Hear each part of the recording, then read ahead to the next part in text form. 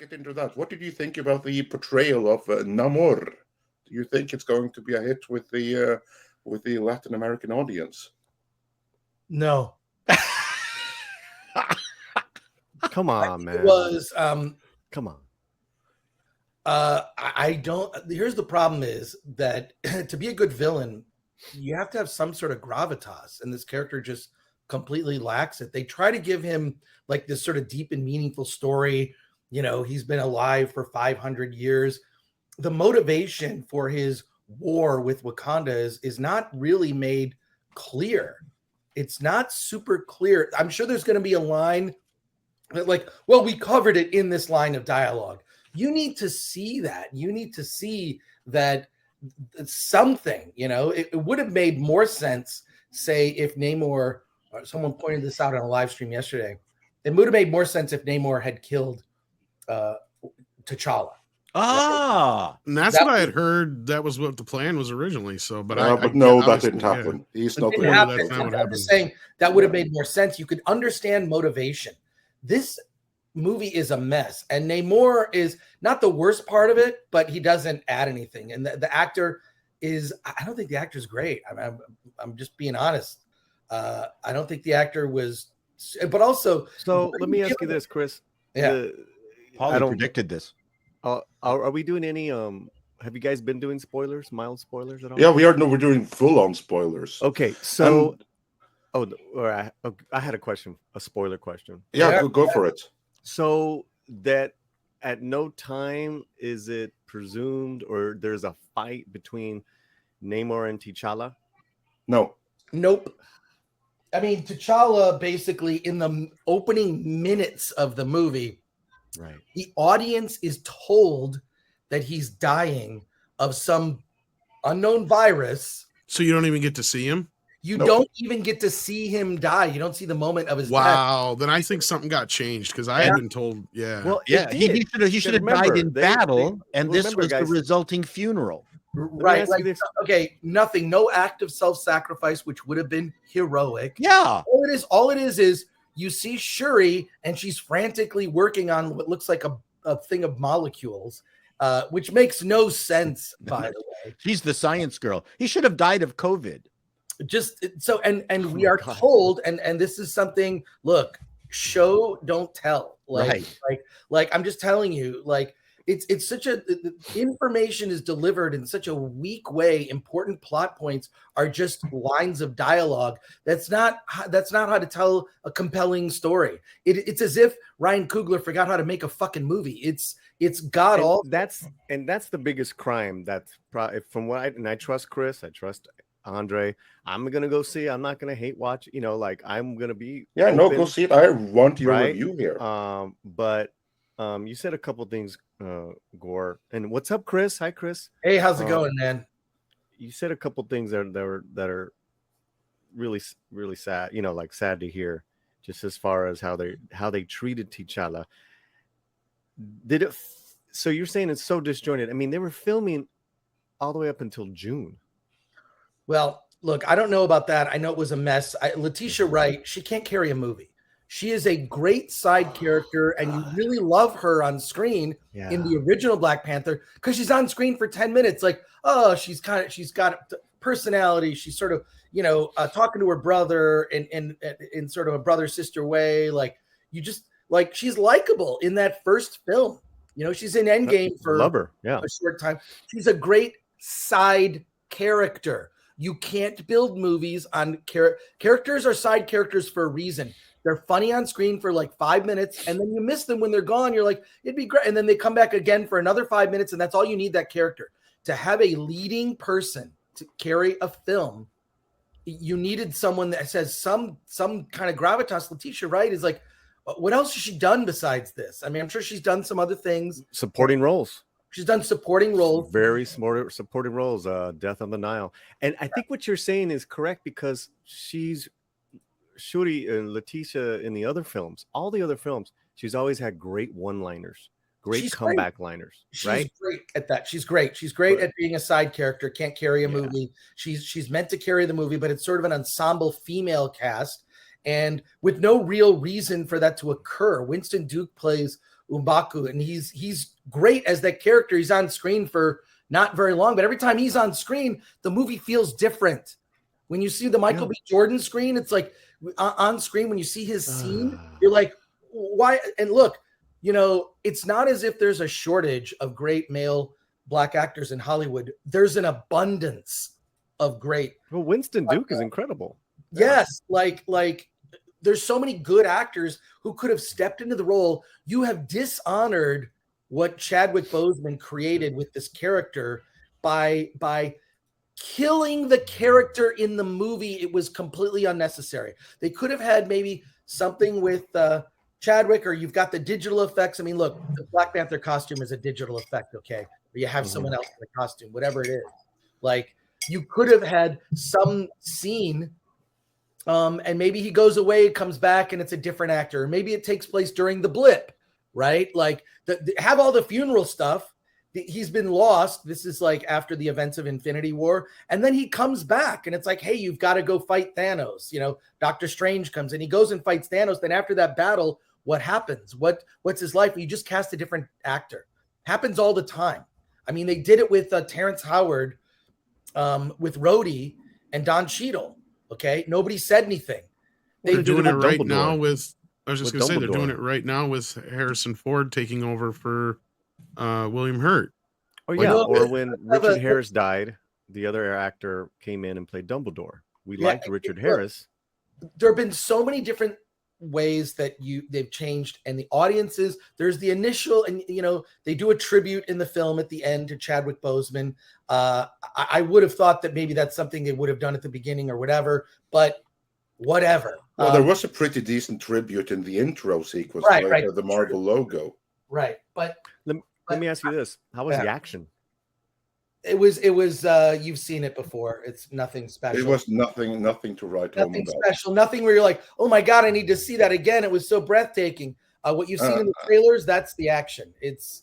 To me, the action, especially the final action sequence, I think is going to be really offensive to the Latin audience. So, and I'm surprised that Victoria Alonso would allow it. Yeah, carry on. Right. So Andre and Chris, I had seen two of the acting scenes, and they were so overacted. And what surprised me, and what you're saying, like you're making my worst fears, reality, is that they were badly filmed. Is that the case?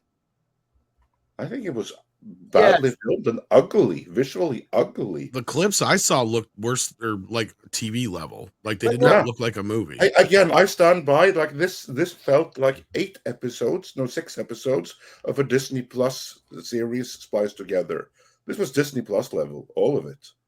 Yeah, but and I'll say this, I do have to run. I got to run, but I will say this. All right, so for me here real quick. Chris Gore, where do you see Kevin Feige's future with Phase 4 being so bad? Phase 5, Phase 4, Part 2, and Phase 6. Part 3 comeback, please? I have no idea. I think here's what I'll say, and this is how I'll address that question, and this is my kind of final thought. Corporations can't be creative. They just can't. And I feel that what we've seen a mass exodus, whether you've noticed it or not, of the best talents from Marvel to other places. Why? Because it's not fun to work for a corporation. It's just not fun. And corporations kill creativity, in my opinion. So I just think I got to run. I can't answer all these, unfortunately. So, but I'll just say the corporations kill creativity. And you've seen like James Gunn no longer there, right? Where are the Russo brothers? Are they working with Marvel? No. Is Jon Favreau working with Marvel? He was. And when you look at the executive producer credits on Endgame and Infinity War, a lot of names on there and a lot of people, James Gunn in particular, who was partially responsible for laying out the map of the decade of the Marvel Cinematic Universe that brought us to the climax that was Endgame, which will never be repeated.